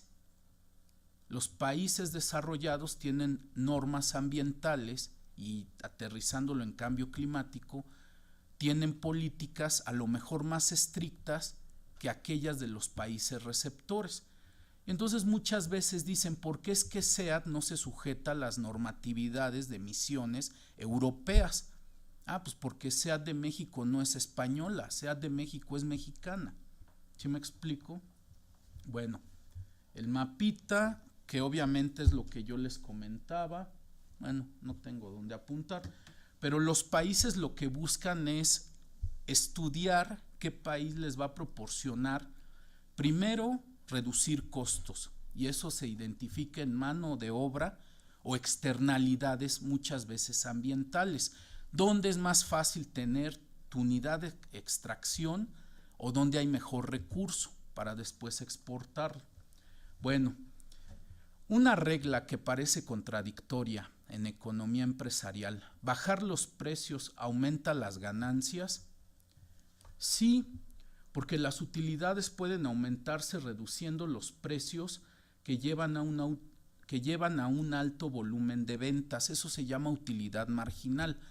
Yo produzco 1000 automóviles y les doy un precio y tengo ya un nicho, mis consumidores, pero de repente digo, si yo gano 1,000,000 de pesos vendiendo 1000 automóviles, ¿por qué no mejor produzco 100,000 automóviles, les reduzco el precio y dado el volumen que voy a tener de ventas, aunque la utilidad en cada producto es menor, en masa va a ser mucho mayor que con lo que yo vengo produciendo?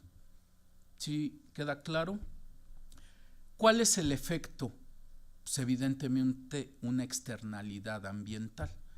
Al producir más, necesitas más recursos, necesitas más distribución, genera más consumo y genera más emisiones o contaminación o residuos, ¿no? Eso nos lleva al consumo en masa. El consumo en masa es un invento económico. Dicen que es una ley natural, pero vamos a ver que no es tan natural de la economía. El consumo en masa responde a las famosas obsolescencias. Imagínense México en 1930, 1940, las amas de casa. Todas lavaban a mano, no había planchas eléctricas, no había licuadoras, no había insumos electrodomésticos. Pues, ¿qué ocurre? Que si yo produzco eso, si yo produzco 10,000 licuadoras, si yo produzco 1000 lavadoras, a mí no me conviene que a ti te siga gustando lavar en el río, se me van a quedar en bodega. Si yo produzco como Henry Ford automóviles, a mí no me conviene que se me queden en bodega, tengo que propiciar el consumo. Las empresas responden o hacen que el mercado responda al consumo de 3 maneras, con obsolescencia. La única obsolescencia normal y natural es la obsolescencia funcional, cuando un producto es mucho mejor que el anterior y eso te lleva a cambiar la tecnología. ¿Cuál sería un ejemplo actual de obsolescencia funcional? Un automóvil híbrido contra un automóvil de combustión interna clásico. El automóvil híbrido te da alrededor de 4 veces el kilometraje que te da un automóvil de combustión interna normal. 40 kilómetros por litro contra 10 por litro. ¿Tienen algo que pensar para cambiarlo?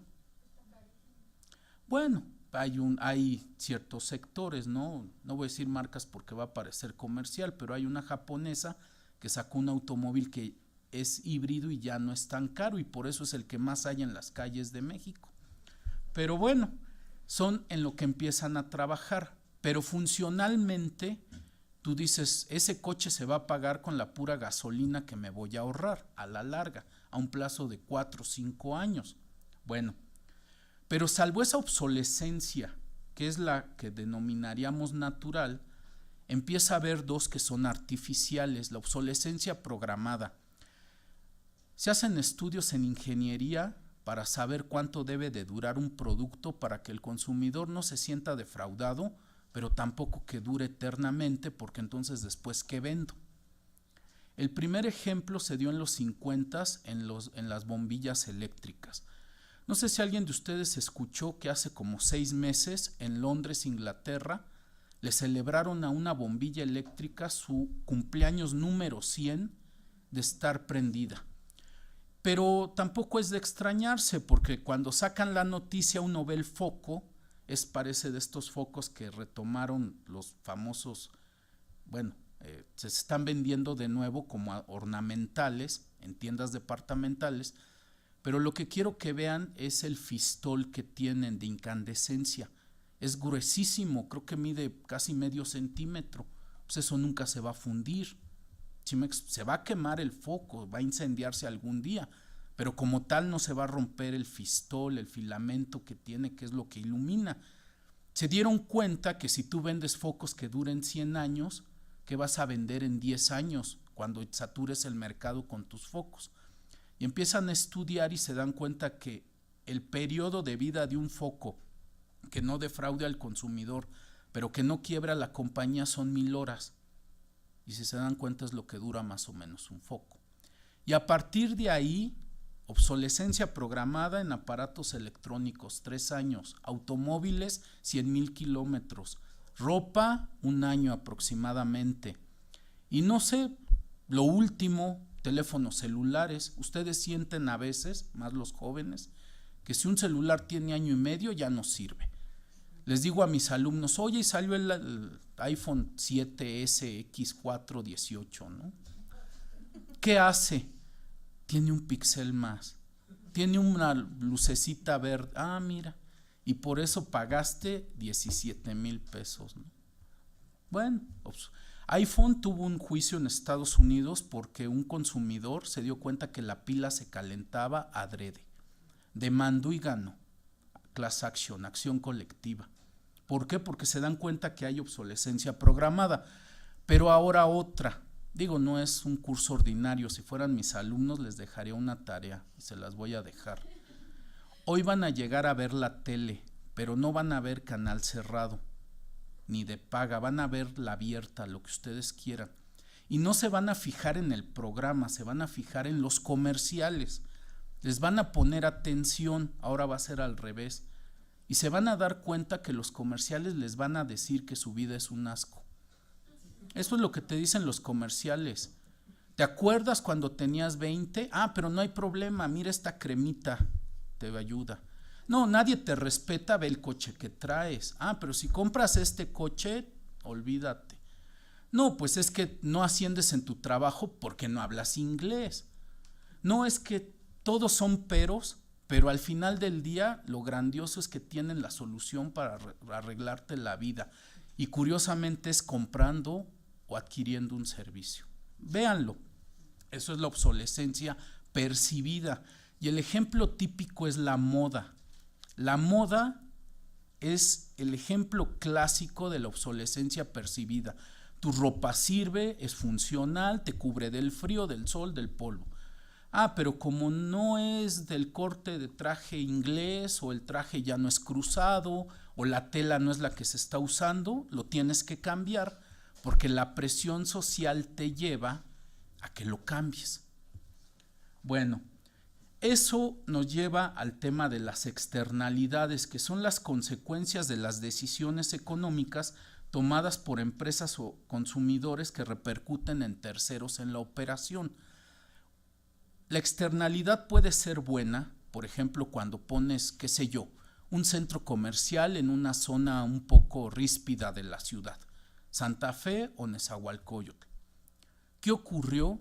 Llevaron fuentes de trabajo y muchos jóvenes que hubieran sido propensos a la delincuencia prefirieron trabajar.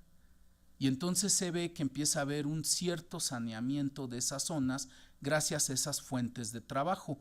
Lo que menos le importó al dueño del centro comercial era llevar trabajos a esas zonas, pero la externalidad como una consecuencia a terceros produjo un buen efecto. Lo triste es que también hay externalidades negativas, efectos dañinos, y los dos típicos son la depredación de recursos naturales, que es lo que ustedes han oído que en cambio climático, por causas humanas, es el gran consumo que existe, y la explotación de recursos naturales y de las personas. Este es un esquema que es lo que les acabo de comentar. La gente trabaja, se cansa, pero la principal actividad recreativa que hacen es ver televisión. Les dicen que compran y se endeudan, que esa es otra parte, el crédito bancario.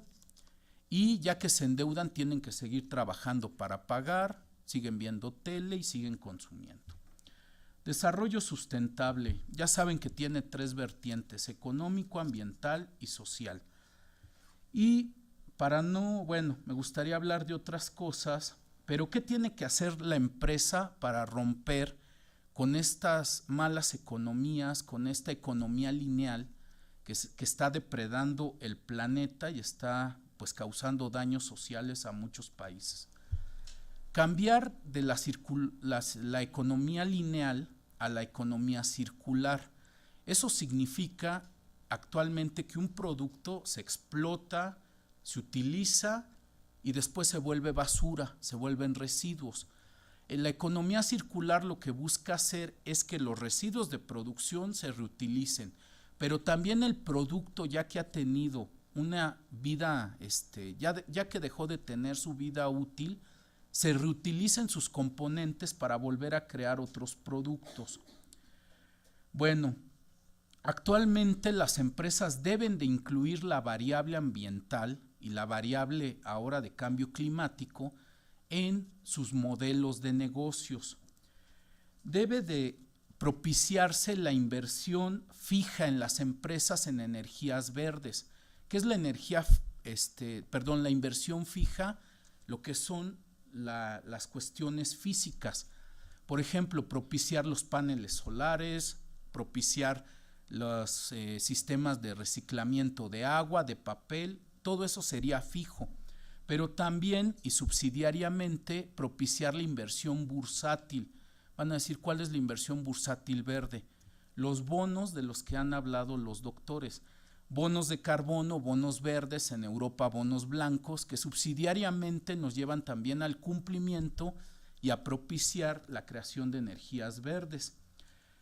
Pensar en productos ambientalmente amigables y también pensar en el etiquetado verde. En Europa el etiquetado verde significa que en la producción de bienes o servicios solo se utilizaron energías renovables. Y cuando lo haces te certifican y tú le puedes poner al producto: esto se realizó con solo energía verde. Entonces tú lo ves y decides si lo compras o no. ¿Por qué? Porque lleva un valor agregado, el componente ambiental. Evitar la deslocalización, tanto salarial como por fugas de carbono, que esa es una de las finalidades que ha logrado el Acuerdo de París en el aspecto de fugas de carbono. Y también no crean que todo es de empresa, también tenemos que hablar de la responsabilidad estatal. En este sentido, el Estado debe de trabajar en crear instrumentos ambientales, aunque estos son de carácter represivo, pero también debe de pensar en subsidios fiscales ambientales, que ahí el gobierno federal mexicano tiene una estrella, su estrellita. El artículo 34, fracción 13 de la Ley de Impuestos sobre la Renta permite que todas las inversiones para crear energía verde sean deducidas al 100% en un solo ejercicio fiscal, lo cual en materia de inversiones fiscales no se permite. Que haya subsidios presupuestarios ambientales, es decir, que el Estado no solo deje de percibir impuestos, sino que también dé incentivos directos económicos, y lo que son los instrumentos económicos de los cuales han hablado los investigadores.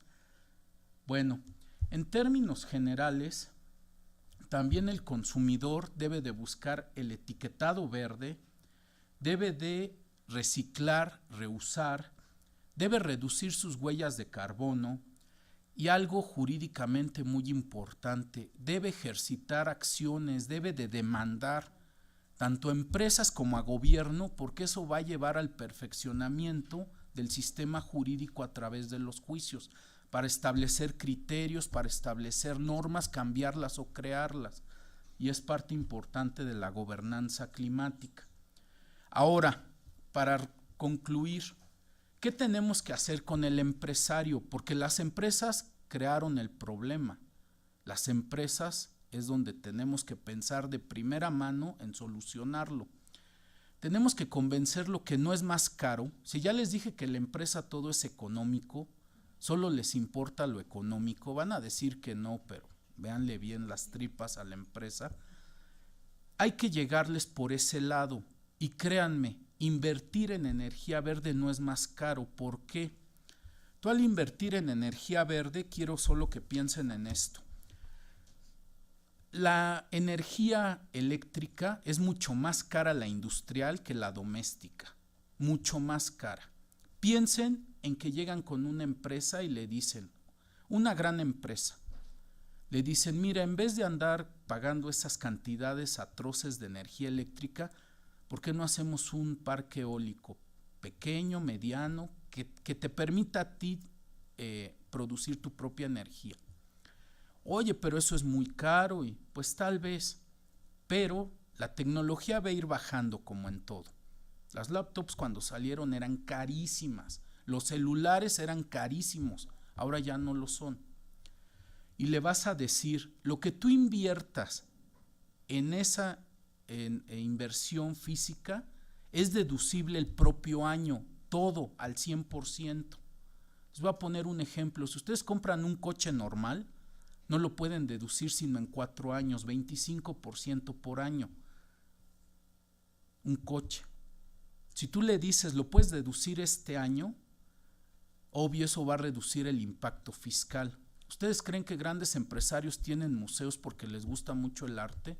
No, porque cuando se les están disparando los impuestos, con eso reducen la base gravable y pagan menos. Bueno, pues hacerlo invirtiendo en energías renovables es una forma de reducir el impacto fiscal, obvio, sin que sea ilícito. Pero además le vas a decir, ya que tengas tu parque eólico, además de reducir el impacto fiscal, te vas a ahorrar lo que vienes pagando mes con mes de luz. Y finalmente, por eso les hablé de una gran empresa, puedes acceder al mercado de bonos, por ejemplo, al de CELS, y además tú te generas tu energía, reduces tu impacto fiscal, te vas a ahorrar dinero de lo que dejas de pagar de energía, y además te van a dar bonos que puedes vender adicionalmente en el mercado. Si con ese esquema el empresario no invierte en energías verdes, déjenlo, porque está mal de la cabeza. Bueno, por mi parte sería todo. Les agradezco su atención, agradezco al Instituto la atenta invitación que me han realizado y sería todo de mi parte. Muchas gracias.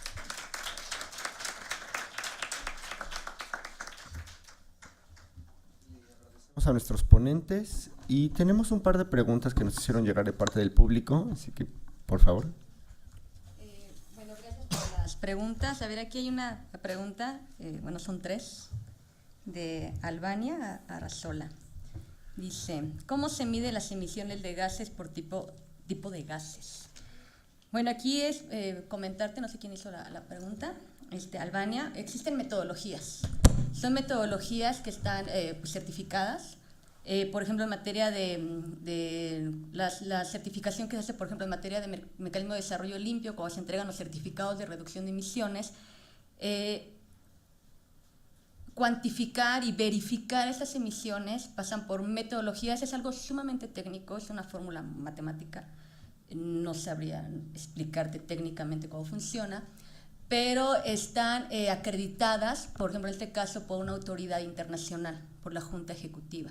Entonces son metodologías especiales, muy especializadas, pero que ya están acreditadas, ya fueron evaluadas y eso va a servir para la verificación. ¿Existe un emisionómetro? No, no existe.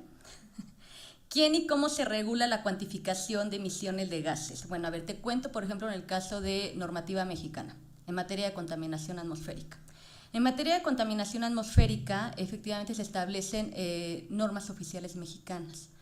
A través de las normas oficiales mexicanas se establecen los límites de emisión que son permisibles, pero ¿a razón de qué? A razón de límites de emisión que sean tolerables. ¿Tolerables a qué? A nuestra salud. Ajá. Entonces, a razón de estos límites que son tolerables, que ahí interviene incluso la Secretaría de Salud, se hacen estudios epidemiológicos, etcétera. A razón de esos límites que nosotros podemos tolerar, se establecen entonces jurídicamente límites de emisión permisibles. Se establece entonces en consecuencia un rango. Entonces, en materia de contaminación atmosférica, vas a encontrar normas oficiales mexicanas que te van a establecer efectivamente por gas, por ozono, por ejemplo, que es el que más nos preocupa, el ozono, el troposférico, el que nosotros provocamos con nuestra contaminación. Se va a establecer un tope, un límite. Entonces, a razón de ese tope es donde también se establece la normativa. Por ejemplo, en cuestión de las empresas, de lo que comentaba Daniel, las grandes contaminadoras, la regulación se hace a través de ¿qué? Que las empresas tienen que presentar su cédula de operación anual y luego, primero, obtienen su licencia ambiental única, y después tienen que presentar de manera anual su cédula de operación anual, la COA. Entonces, ahí es donde van a hacer el reporte de sus emisiones y se tienen que ajustar a los umbrales establecidos en las normas oficiales mexicanas. Entonces, con base en estas normativas, pero igual, o sea, intervienen metodologías, etcétera, pero hay normas, es donde ahí se regulan los límites. Abusando de su tiempo, gracias, doctora. Al contrario. Explicación. Y no, ¿se evalúa en cuanto a efectos? O sea, porque una cosa es tolerancia y otra cosa es efectos a Sí. mediano plazo. Sí, también, sí, en cuanto a efectos, sí. Sí, quieres agregar. También me gustaría agregar que en cuanto a verificadores nacionales, podrías darle una leída a la Ley Federal de Metrología y Normalización en lo que respecta a organismos certificadores y también una atribución, bueno, un poco aparte del Instituto Nacional de Ecología y Cambio Climático, es brindar asesoría técnica en cuestiones de emisiones y contabilidad y verificación de gases de efecto invernadero. De nada. Y hicieron otra pregunta que dice, ¿cuál es la instancia normativa que verifica a las comunidades poseedoras de bosques la cantidad de CO2 que pueden vender en bonos de carbono? Y existen denuncias, la pregunta es si existen denuncias sobre las irregularidades en la duplicidad de bonos que están en curso. ¿Quién hizo la pregunta? Perdón. Aquí preguntas en cuanto a denuncias. Creo que te hace referencia a lo que es al sistema red, que entraron ahí para el tema de, en materia de comercio de emisiones a nivel internacional. En México, como se comentó, está en curso, pero podemos estar de manera voluntaria. Te refieres a los sumideros, cuando se obtuvieron esos certificados. Yo no tengo conocimiento de que se haya dado una denuncia, pero efectivamente tienes razón, se puede dar la duplicidad, sí se puede dar. De hecho, solo por cuestiones de tiempo, a mí me faltó comentarles que, por ejemplo, en materia de certificados de energía limpia, justamente lo que hay las investigaciones o lo que todavía hay que desarrollar al respecto es justamente cómo vamos a compatibilizar, por ejemplo, estos certificados con el nuevo mercado de carbono. Por otro lado, si estos certificados van a ser compatibles, por ejemplo, con los certificados de reducción de emisiones que se emiten a razón de los MDL, porque en MDL también tenemos proyectos de reducción de emisiones en energía eléctrica. Entonces, aquí viene a razón lo que tú dices, la duplicidad, porque sí se puede generar, por supuesto que se puede generar. Hay que ver, tengo conocimiento que no se ha dado por ahora una denuncia, habría que ver justamente cómo van a ser compatibles justamente estos mercados voluntarios o estos certificados que ya se han dado a razón de que ya entre el mercado de emisiones formalmente aquí en México. Ahorita está la fase piloto, habría que ver, porque efectivamente sí se puede dar esa duplicidad, o sea, tienes toda la razón. ¿Pero existen esos mecanismos jurídicos para poder identificar sí. y valorar? O sea, Sí, porque se entiende que cuando obtienes tu certificado, por ejemplo, el certificado de reducción de emisiones en MDL o el CEL, esto va a quedar en un registro, son registros digitales. Entonces, por norma, se entiende que no puedes volverlo a utilizar. Una vez que lo utilizas, ya deja de tener efecto, ya fue utilizado para reportar determinadas emisiones o para hacer efectivo en un ejercicio obligatorio. No se puede duplicar. Entonces, aquí lo que hay que verificar es que efectivamente se haga el registro adecuado. Por ejemplo, en el CEL hay un sistema que se conoce como el Declaracel. En el MDL igual hay un registro, queda ahí registrado todos los certificados que se están utilizando para la obligación cuantificada, y se entiende que una vez que tú lo utilizas, ya no lo puedes volver a utilizar. O sea, aquí lo que hay que verificar es que el registro se haga de manera adecuada. Si no se registró o se registró inadecuadamente, sí lo puedes duplicar. Pero claro que está el esquema para que no suceda eso, está. Pues bueno, pues lo otro, lo que tú decías, ¿no? ¿Cuál es la estación normativa? Pues bueno, ahorita esto entra dentro ahorita de los mercados voluntarios, ¿no? Y tiene que ver con el sistema red. ¿Vale? Bueno, damos por terminada la mesa.